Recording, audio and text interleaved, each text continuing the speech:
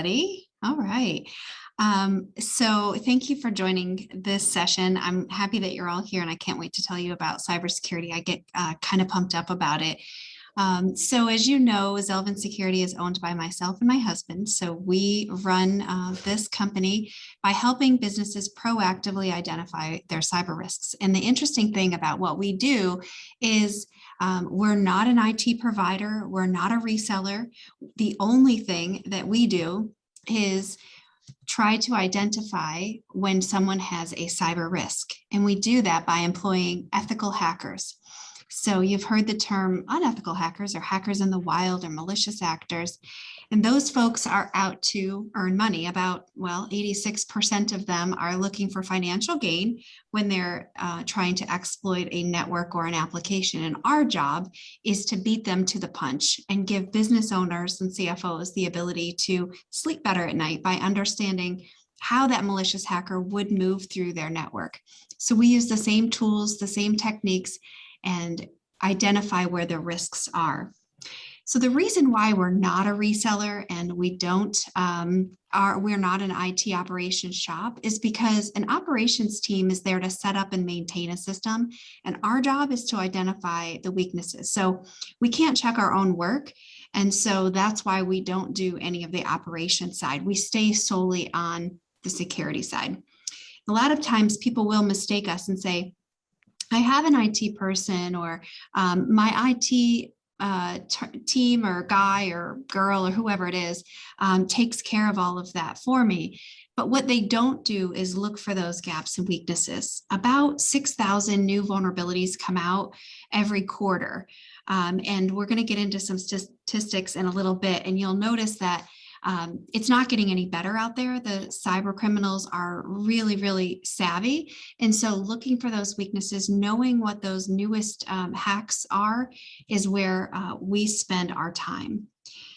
So cyber risks is the number one risk to the health of a business. And when businesses think about their cyber risks, they're thinking, well, but I don't really have a lot of budget for IT operations, and I certainly don't have a big security budget. But when you think about the impact of a business who undergoes a cyber attack, it affects their operational risks. So of the top 4 risks that a business experiences, they have business interruption when they have a cyber attack, and they have market share poisoning, right? So they are no longer gaining customers. Their competition is when they have a cyber attack.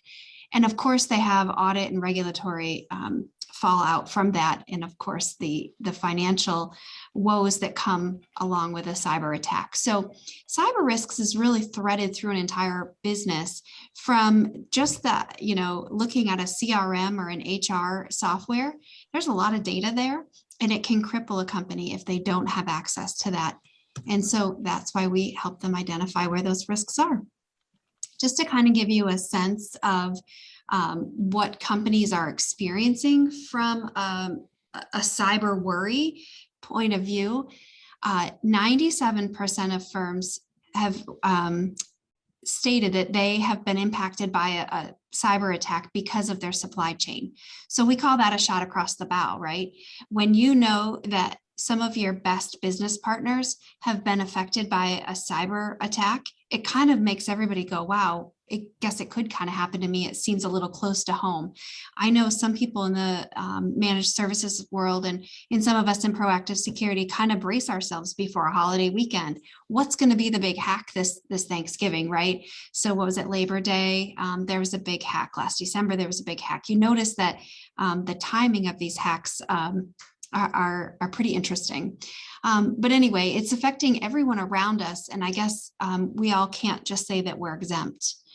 The average ransom payout in the first half of this year is up just a little bit. It used to be at the 300,000 range, and now it's at 570,000, they say.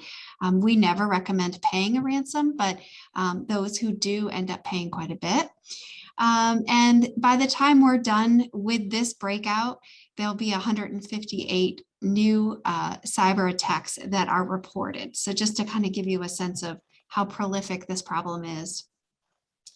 One of the main reasons why I personally feel like this is an issue is when you think about Security. Sometimes people use the word compliant, but I'm SOC compliant, or this company that I'm looking at is they're compliant in the requirements, the HIPAA requirements, or whatever those requirements may be. That is not the same thing as security. So a company can be completely compliant. However, their security can be circumvented. And I'm going to tell you about that in just a second. So if you are the person who is going to lead the ice hockey team in the next Winter Olympics, how would you prepare? Well, you would practice, you would scrimmage, you would do some drills, you would dig deep and get better, right? You'd be working on your posture. And so that's what we say cybersecurity really is. If you're going to go for gold, you have to practice just like a hockey team would if they were going to go compete in the Olympics. You'll need to make sure that you've identified your cyber risks. You know what your opponents are going to do, and you know how you're going to get past them so that they can't score on you.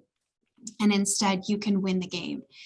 So it does mean that you have to take a look at it from a different lens and not just look at it from a reactive standpoint, but really go forward knowing that this is something you have to do every day.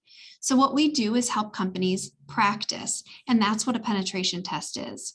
When we go into a company, usually the first thing we do is identify where their critical assets are and then how we're going to help them so that they're spending their money the best way possible.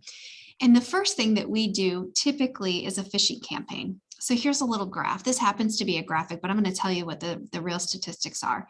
If one person clicks on a phishing email that we send and sends us their credentials, if they have multi-factor authentication in place, they're less likely to be fully compromised by our team. However, if they do not have multi-factor in place and we compromise their system, that one phishing email will lead us to their internal network. And on the internal network, well, what will we find? This is from an actual report. 8 critical vulnerabilities. This was a company that had about 30 employees, not huge. Those critical vulnerabilities are basically telling us that there were keys that we could unlock other doors inside their network with just one step. There were 13 that took us 2 steps. And in most mature organizations, when we do a pen test, we are able to crack about 60% of the passwords on the internal side of that system. That's on a mature organization.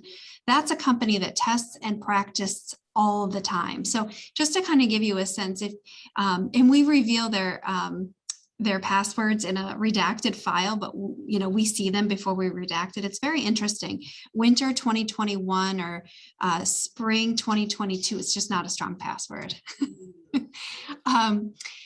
And so how do we grow, or how do we help companies? We do so by being a trusted partner. We've been in business 19 years. We don't advertise. All of our clients come from good people like you and from other clients that we've already served who said, wow, I had no idea. I had 8 critical vulnerabilities on the inside of my network, and I had no idea that that one employee was going to click on that phishing email. And so we are here to help people really understand how they can improve their security posture. And that's what we're all about. So if you have any questions, this isn't something that you Google. You know me very well. Feel free to give me a call. I will get you an answer if I don't specifically have it, but we will always be here to help you in any way we can.